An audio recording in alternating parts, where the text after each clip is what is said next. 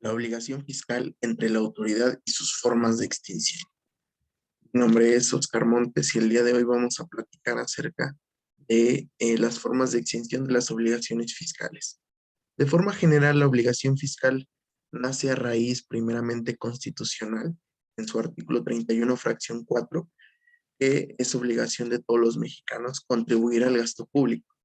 A su vez, cuando nosotros estamos generando ingresos o aumentando nuestro patrimonio, emana esta obligación que tenemos directamente con el fisco. Dentro de las obligaciones más comunes es las personas que están dadas de alta en Hacienda. Existen, vamos a decirlo así, dos rubros. Una es los asalariados, donde directamente el patrón cumple la obligación fiscal por nosotros, pero a pesar de que el patrón cumpla la obligación por nosotros reteniéndonos las contribuciones por impuesto sobre la renta, es preciso mencionar que también nosotros vamos a ser solidariamente responsables sobre las retenciones que en su caso se nos apliquen. Y por otra parte están los empresarios, estos contribuyentes que a pesar de ser minoría, ya sea una persona física o una persona moral, están obligados a enviar declaraciones de forma mensual, bimestral o trimestral, según sea el caso, y en la mayoría de ocasiones tienen, según por disposiciones de Código Fiscal y Ley del Impuesto sobre la Renta, a enviar estas declaraciones y a contribuir con el gasto público y a ejercer las obligaciones como sujeto activo en su carácter de contribuyentes el día 17 del mes inmediato siguiente. Es decir, si nosotros celebramos operaciones en el mes de febrero, vamos a tener hasta el 17 de marzo para cumplir con nuestras obligaciones. Partiendo de este antecedente que comentamos, es importante mencionar que existen diversas razones para tanto cumplir con las obligaciones fiscales y en caso de cómo podemos realizar correctamente el cumplimiento de las obligaciones fiscales. Primeramente, es importante mencionar que la obligación fiscal se extingue cuando el contribuyente cumple con la obligación, es decir, cuando nosotros, en caso perfecto para el Estado, pagamos directamente las contribuciones, ya sea en cualquiera de los impuestos, de los tres impuestos más comunes que existen para nivel federal, que es ISR, IVA o en su caso IEPS. Pero muchas veces se puede dar el caso en que no se contribuye directamente con un pago mensual el día 17 que presentamos la declaración, sino en otras ocasiones se puede llegar a dar el caso que existan otras formas de extinción de las obligaciones. Retomando el tema, estas obligaciones nacen primeramente del Código Civil y segundo, pues son llevadas a cabo parte de ellas directamente ahora tomadas por el Código Fiscal de la Federación. El fin de satisfacer las obligaciones es que la autoridad fiscal se dé por satisfecha conforme a la obligación tributaria. El Código Fiscal de la Federación, de forma general, establece que hay 6 formas de la extinción de las obligaciones únicamente para temas fiscales. Como ya mencionábamos, la primera es el pago, que es el método por excelencia para extinguir la obligación fiscal. Como ya mencionamos, si es de forma mensual, tenemos hasta el día 17 del mes siguiente. Si es de forma anual, pues seguramente va a ser en el mes de marzo o abril, que establecen las declaraciones anuales para los empresarios o las personas que contribuyan de forma independiente para contribuir al gasto público. De la Garza, que es un fiscalista reconocido, establece, y además catedrático, establece que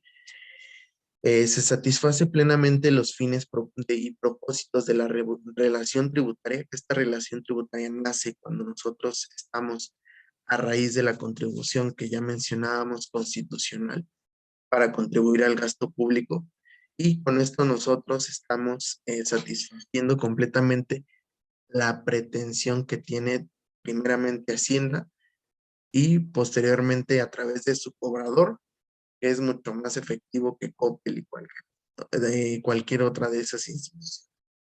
Entonces el pago es el que hace y el que da cumplimiento del sujeto activo hacia el sujeto pasivo en su obligación de esta prestación tributaria. Y existen diversos tipos de pago, que es el pago liso y llano, que es básicamente, vamos directamente transferencia efectivo y se realiza el pago de las contribuciones o del crédito fiscal. El pago en garantía, que directamente no se hace con dinero líquido, sino puede ser con algunas otras cuestiones, por ejemplo, bienes muebles o bienes inmuebles. Pago bajo protesta, que es cuando realizas el pago, pero vas a interponer posteriormente algún recurso y se puede interpretar que es un pago en garantía, que es un pago de momento, pero de todas maneras voy a impugnar o tratar de impugnar este crédito fiscal o esta contribución. El pago provisional, que se va haciendo mes con mes conforme a las contribuciones.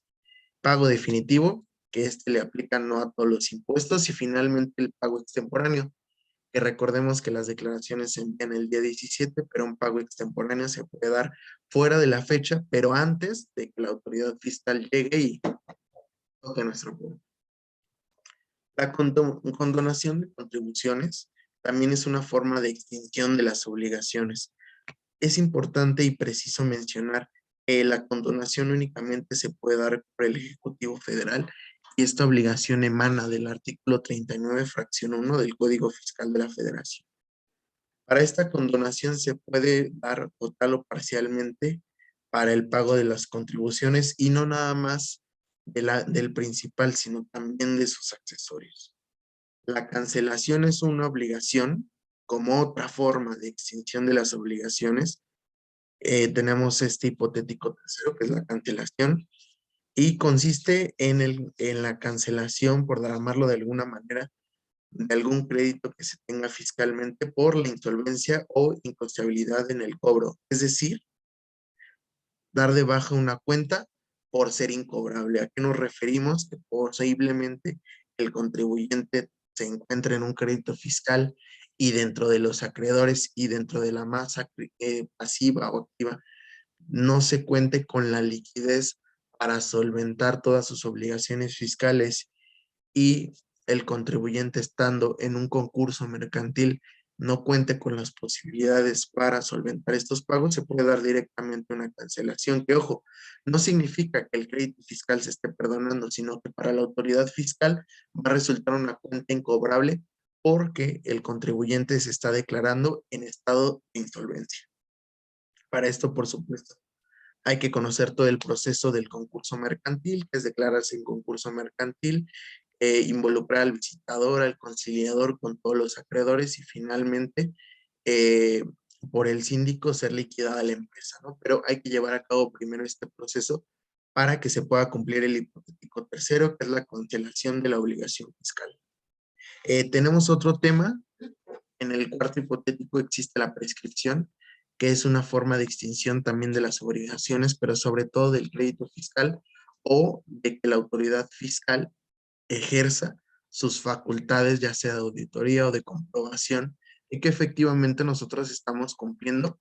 como tendríamos que cumplir. De forma muy general y por regla, la prescripción aplica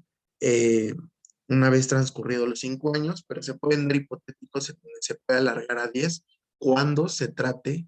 de que el contribuyente no tenga su contabilidad o realice operaciones de comercio o realice operaciones aduaneras. Pero de forma muy general y por regla, la prescripción aplica una vez transcurridos los 5 años inmediatos siguientes a que nace esta obligación fiscal. Entonces, si nosotros tenemos ahorita una obligación fiscal y transcurren 5 años, es decir, marzo 27, y la autoridad fiscal no ejerce sus facultades de comprobación y no nos exige algún crédito fiscal o pago de contribuciones, se puede dar por prescrita esa obligación y empezaremos de cero, ya no tendría que haber algún pago por concepto de impuestos federales a raíz de las facultades que ejerce el SAT en su momento. Y finalmente la caducidad es un tema similar a la prescripción, en donde la autoridad hacendaria, en este caso el SAT, que es el brazo fuerte de la Secretaría de Hacienda y Crédito Público, por el transcurso del tiempo o por la inactividad para ejercer ciertas facultades que tiene el SAT, tanto en su reglamento como las que le otorga la Secretaría de Hacienda y Crédito Público, no determina en tiempo y en forma las contribuciones emitidas y por supuesto que los accesorios se componen por recargos, multas y en su caso también actualizaciones, que es el dinero, el valor en aumento que va teniendo el dinero. Entonces, si se pierden todos estos, tanto el principal como los accesorios, por supuesto también se va a perder las sanciones que va a tener la autoridad fiscal en caso de no aplicar. De forma muy general existen estas formas de obligación de las obligaciones fiscales, que así como también puede resultar favorable para la autoridad, eh,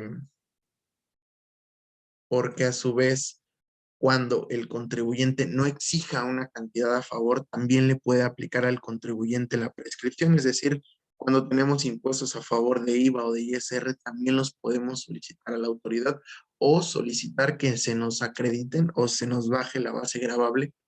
para que paguemos menos impuestos, pero hay que solicitarlos o si no nos aplicará directamente la prescripción a nosotros como contribuyentes o directamente a la autoridad fiscal.